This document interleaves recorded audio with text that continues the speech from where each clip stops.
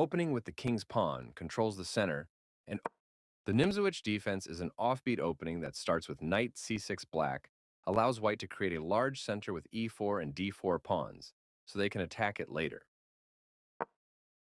Knight f3 develops the knight toward the center and controls the e5 and d4 squares. d6 allows the light-squared bishop to develop and controls the e5 and c5 squares. d4 takes full control of the center and allows the dark-squared bishop to develop.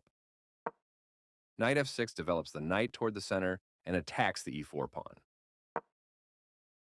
This immobilizes the knight by pinning it to the king.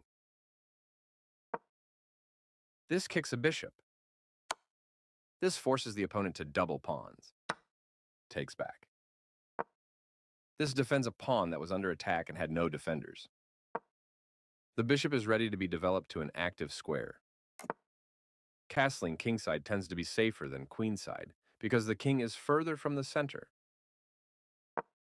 This fianchettos the bishop by placing it on a powerful diagonal. This creates a pawn chain, linked pawn. This move puts the knight on a safer square. The knight is kicked by a pawn and must now move or be captured. This moves the knight to safety. This creates a pawn chain, linked pawns that form a strong structure. Castling to the same side of the board is a more cautious approach. This is not the right idea. This misses an opportunity to strike at the center with a pawn. White has a backward pawn, which can be a weakness.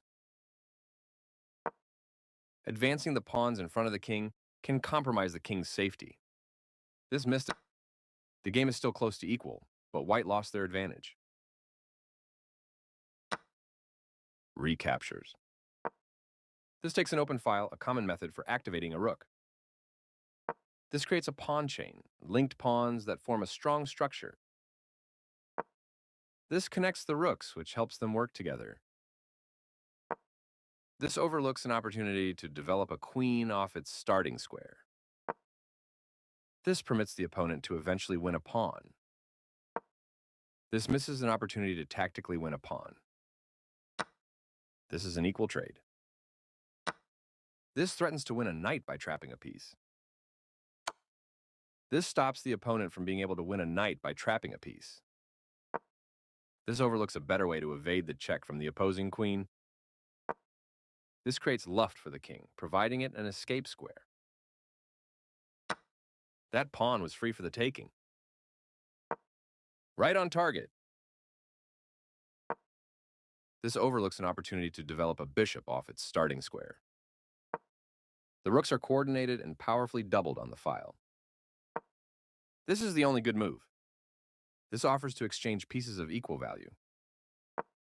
This overlooks a better way to move a queen to safety. This gives away a free pawn. Very precise. There was only one good move there.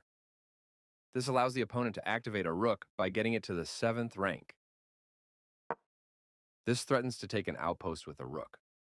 This prevents the opponent from being able to take an open file with a rook. This prevents the opponent from being able to take an outpost with a rook. The piece finds a new active square. This blocks the check from an opposing queen. This overlooks an opportunity to activate a rook by getting it to the 7th rank. This overlooks an opportunity to challenge the opposing rook for the open file. This protects an underdefended pawn that is under attack. The rooks can see each other now, allowing them to provide mutual defense. This places a rook on the 7th rank, where it can be highly active. Black's piece has moved to a square with greater activity and control. This wins material. This captures a knight and eliminates a threat. Recaptures. This threatens to win material through a tactic. This activates a rook by getting it to the 7th rank and also restricts the king. This loses a queen, but the position was losing no matter what. This wins material, taking advantage of the pinned defender. Takes back. Capturing that queen wins material. This threatens to force eventual checkmate.